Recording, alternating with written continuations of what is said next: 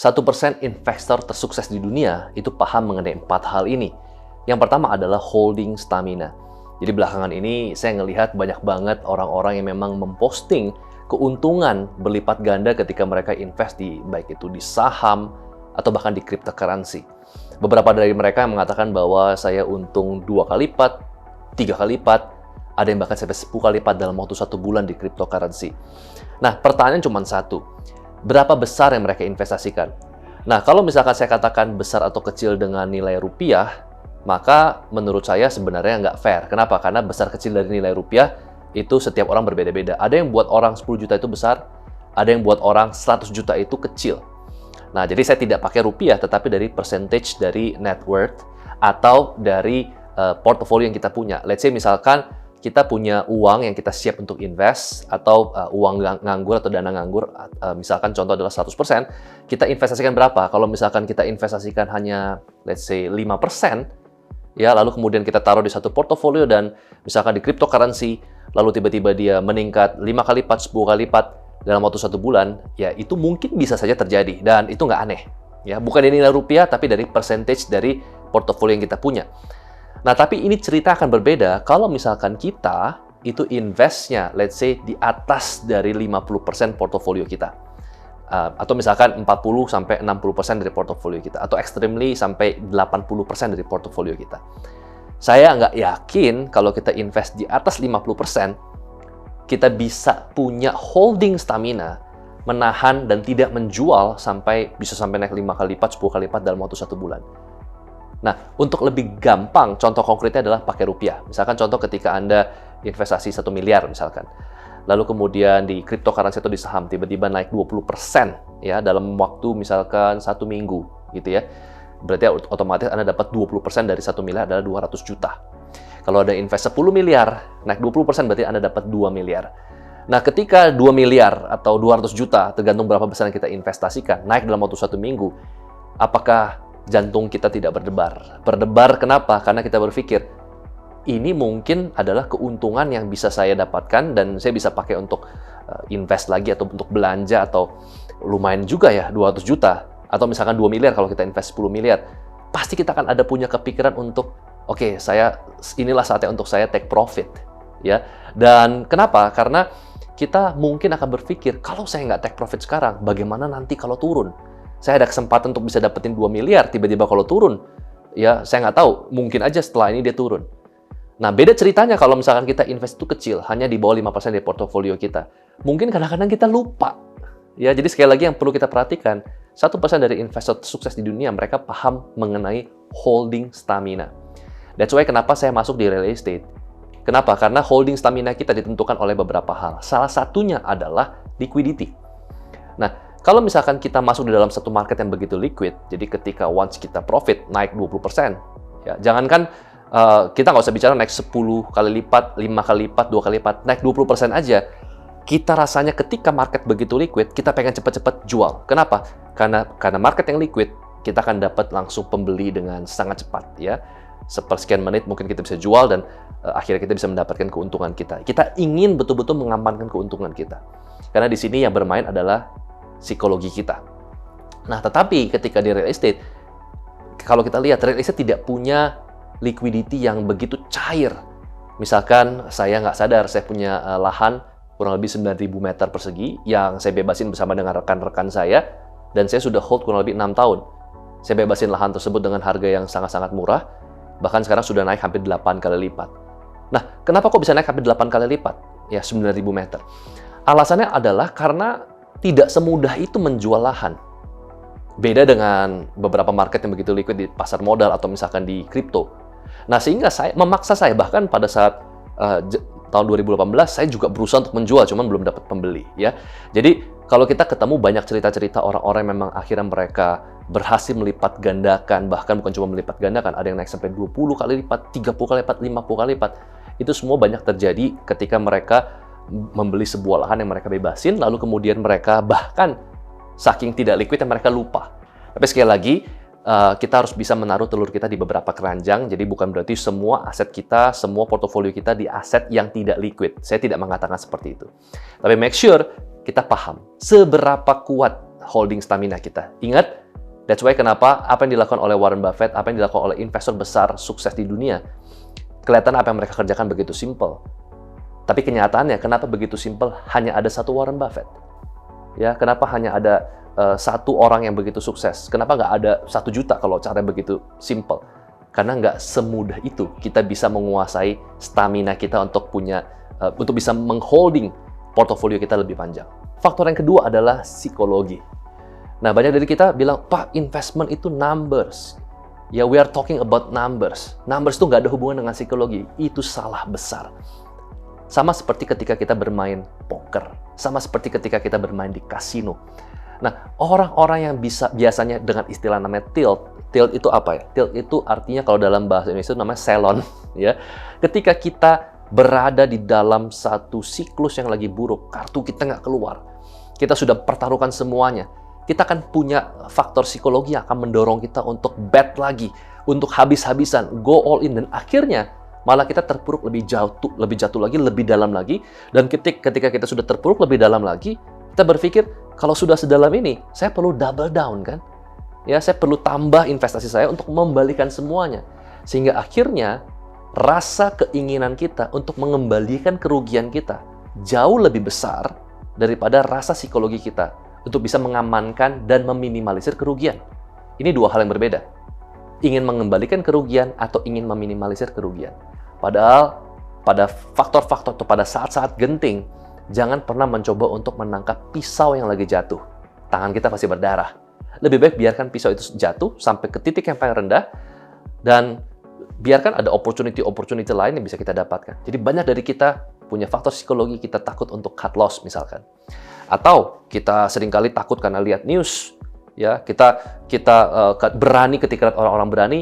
Nah, di sini faktor psikologi bekerja. Warren Buffett selalu mengatakan bahwa beranilah saat orang lain takut, takutlah saat orang lain berani. Krisis terjadi, crash terjadi saat semua orang optimis. Ya, kalau kita lihat krisis tahun 2008 yang terjadi di US saat terjadi property bubble. Ya, semua orang itu berpikir hal yang positif terhadap properti. Ya, semua orang berpikir hal yang positif. Apa yang terjadi? Tiba-tiba crash. Nah, sekarang kalau kita lihat, semua orang berkata hal yang negatif terhadap properti.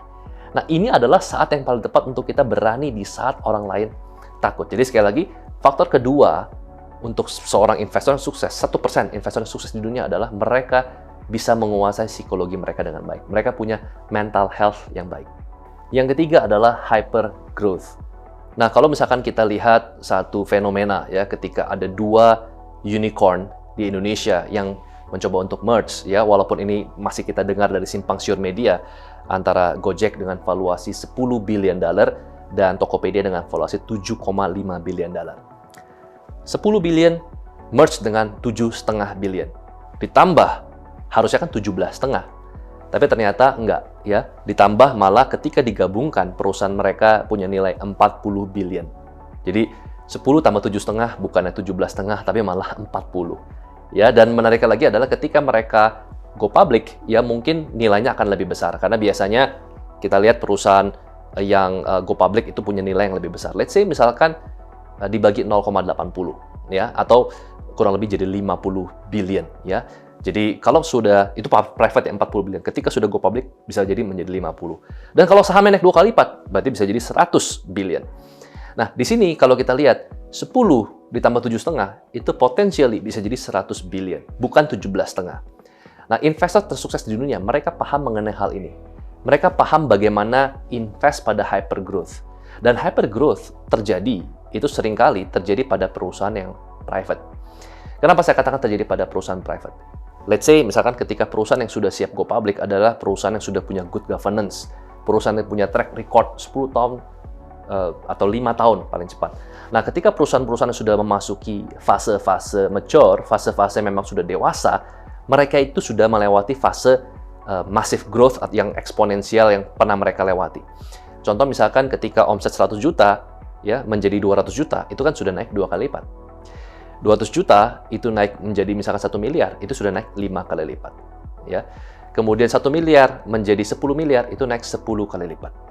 Ya, tapi 10 miliar untuk naik menjadi let's say 20 miliar itu nggak semudah dari 100 juta jadi 1 miliar itu lebih mudah daripada 1 miliar jadi 2 miliar, ya, dan itu lebih mudah daripada 2 miliar menjadi 10 miliar.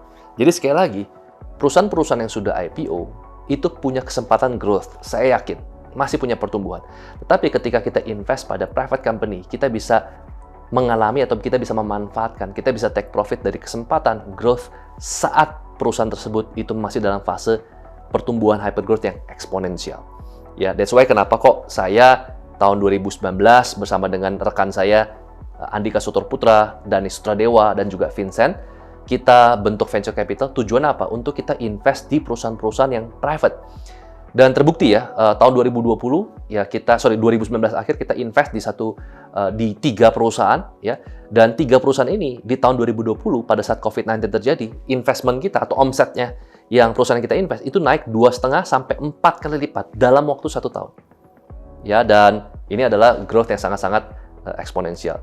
Nah, lalu di sini kita paham, investor tersukses di dunia, mereka sometimes invest di perusahaan yang memang masih private company, tapi goal akhir mereka adalah mereka akan melakukan yang namanya go public atau IPO. Jadi sekali lagi ada 2 game, cash flow game dan juga valuation game. Nah, banyak dari kita pelaku bisnis seringkali fokus pada cash flow game. Padahal kita ingat bahwa valuation game juga adalah salah satu game yang harus dipahami oleh investor. Jadi sekali lagi, yang ketiga adalah investor tersukses dunia, mereka tahu bagaimana mereka mengejar gain yang eksponensial, salah satunya adalah invest di private company. Yang keempat adalah control atau impact investor. Jadi kalau kita lihat orang-orang yang menjadi konglomerat saat ini di Indonesia, saya nggak sebutin namanya, saya baca beberapa success story mereka. Mereka adalah orang-orang yang mereka invest di satu company, kemudian mereka turn around company tersebut. Ya, mereka invest di private company, turn around artinya adalah mereka mengubah yang tadi mungkin perusahaan tersebut mengalami satu kondisi yang sangat mengkhawatirkan, kemudian mereka invest dengan nilai yang cukup signifikan sehingga mereka punya kursi ya di board of director ya. Mereka jadi director atau mereka punya kontrol. Nah, ini paling penting. Ketika kita punya kontrol dalam investment kita bisa turn around, kita bisa make over perusahaan tersebut dan kita bisa jual dengan nilai yang lebih fantastis. Dan ini terjadi dari mungkin 3 sampai 4 dari 10 konglomerat yang ada di Indonesia, semuanya melakukan hal yang sama. Jadi ini adalah sebuah pola atau pattern yang harus kita pahami. Nah, jadi sekali lagi, kalau kita investasi pada perusahaan publik dengan nilai, let's say, yang nggak terlalu besar, ya kita tidak akan mungkin bisa mendapatkan kontrol. Jadi sekali lagi, kalau kita pahami, ketika kita bisa invest di perusahaan private dengan potentially hyper growth yang bisa kita nikmatin, dan kemudian kita punya kontrol untuk bisa make over perusahaan tersebut, kita akan bisa menjadi 1% dari investor tersukses di dunia. Namun challenge-nya adalah, tidak semua orang punya akses untuk invest di private company. Kalau di public company, hari ini saya buka apps, saya bisa beli, kemudian saya bid, ya saya dapetin saham yang saya mau beli gitu ya. Tapi kalau di private company, ini telur dan ayam, chicken and egg. Kalau misalnya ada private company yang bagus, kita datang, kita mau invest, dia bilang, buat apa? Saya lagi bagus. Kalau perusahaan tersebut lagi jelek, ya untuk apa kita invest perusahaan yang jelek?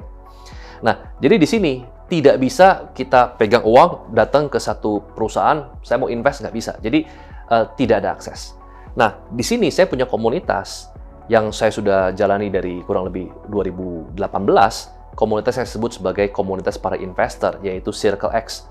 Dan kita sudah menjalankannya sampai batch yang ke-6, dan kita akan buka batch yang ke-7 untuk 30 orang saja, jadi komunitas ini terbatas, dan yang paling penting adalah ini gratis.